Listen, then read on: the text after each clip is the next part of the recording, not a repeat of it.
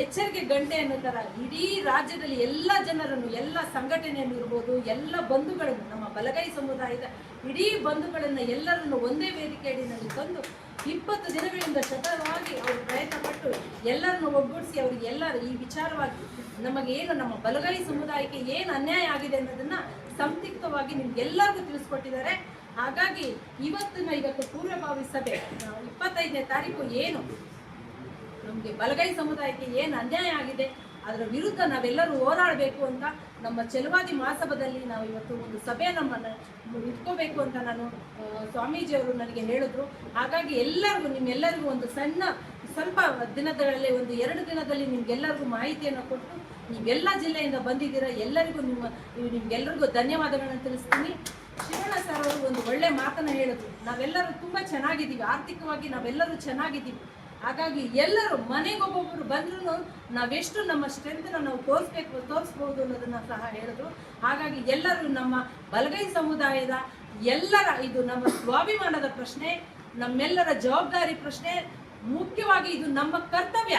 ನಾವೆಲ್ಲರೂ ಪ್ರತಿಯೊಬ್ಬರು ನಾವು ಇದನ್ನು ಕರ್ತವ್ಯ ಅಂತ ತಿಳ್ಕೊಂಡು ನಾಳೆ 25ನೇ ತಾರೀಕು ಏನು ನಾವು ದೊಡ್ಡ ಪ್ರತಿಭಟನೆಯನ್ನು ಮಾಡ್ತಾ ಇದ್ದೀವಿ. ಅದಕ್ಕಾಗಿ ಪ್ರಸನ್ನ ಸರ್ ಅವರು ಹೇಳಿದ್ರು, ನಾನೊಬ್ಬ ಮಹಿಳೆ ಆಗಿರೋದ್ರಿಂದ, ಛಲವಾದಿ ಮಹಾಸಭಾದ ರಾಜ್ಯಾಧ್ಯಕ್ಷ ನಾನೊಬ್ಬ ಮಹಿಳೆ ಆಗಿರೋದ್ರಿಂದ ಹೆಚ್ಚಿನ ಸಂಖ್ಯೆಯಲ್ಲಿ ಮಹಿಳೆಯರು ಬರಬೇಕು. ಮಹಿಳೆಯರು ಬಂದ್ರೇ ನಾವು ಎಷ್ಟು ನಮ್ಮ ಒಗ್ಗಟ್ಟನ್ನು ತೋರಿಸೋಕ್ಕೆ ಸಾಧ್ಯ ಅನ್ನೋದನ್ನು ಹೇಳಿದ್ರು. ಹಾಗಾಗಿ ಪ್ರತಿಯೊಂದು ಮನೆಯಿಂದ, ಪ್ರತಿಯೊಂದು ಜಿಲ್ಲೆ, ತಾಲೂಕು, ಊರು ಯಾರಿಗೆ ಹೇಗೆಲ್ಲ ಸಾಧ್ಯವಾಗುತ್ತೆ ಹೆಚ್ಚೆಚ್ಚು ವಾಲಂಟ್ರಿಯಾಗಿ ಎಲ್ಲರೂ ಬರಬೇಕು. ಎಲ್ಲರೂ ಬಂದು ಈ ಕಾರ್ಯಕ್ರಮವನ್ನು ಯಶಸ್ವಿಗೊಳಿಸಬೇಕು. ಆ ದಿನ ನಾವು ನಮ್ಮ ಬಲಗೈ ಸಮುದಾಯಕ್ಕೆ ಆಗಿರೋ ಅನ್ಯಾಯದ ವಿರುದ್ಧ ಸರ್ಕಾರಕ್ಕೆ ಮನವಿ ಮಾಡಬೇಕು ಅಂತ ಇಲ್ಲಿ ಆಗಮಿಸಿರುವಂಥ ಈ ಮುಖಾಂತರ ಎಲ್ಲರಿಗೂ, ಈ ರಾಜ್ಯದ ಜನತೆಗೆ ಹೋಗಲಿ ಅಂತ ಈ ಸಭೆನ ನಾನು ಏರ್ಪಡಿಸಿದ್ದೀನಿ. ನಮ್ಮ ಛಲವಾದಿ ಮಹಾಸಭಾಕ್ಕೆ ಬಂದು ನಮಗೆಲ್ಲರಿಗೂ ಮಾರ್ಗದರ್ಶನ ಕೊಟ್ಟಂಥ ಸ್ವಾಮೀಜಿಯವರಿಗೆ ನೀವೆಲ್ಲರೂ ಕೃತಜ್ಞತೆಯನ್ನು ಹೇಳಬೇಕು.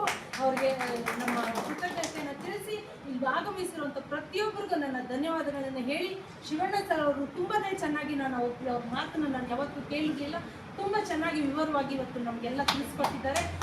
ಹಾಗಾಗಿ ಎಲ್ಲ ನಮ್ಮ ಬಲಗೈ ಸಮುದಾಯಕ್ಕೆ ಆಗಿರೋ ಅನ್ಯಾಯದ ವಿರುದ್ಧ ನಾವು 25ನೇ ತಾರೀಕು ನಾವು ಬೃಹತ್ ಪ್ರತಿಭಟನೆಯನ್ನು ಮಾಡಿ ಸರ್ಕಾರಕ್ಕೆ ಮನವಿಯನ್ನು ಕೊಡೋಣ ಅಂತ ತಮ್ಮೆಲ್ಲರ ಹತ್ರ ನಾನು ಮನವಿ ಮಾಡ್ಕೊಳ್ತಾ ನನ್ನ ಮಾತು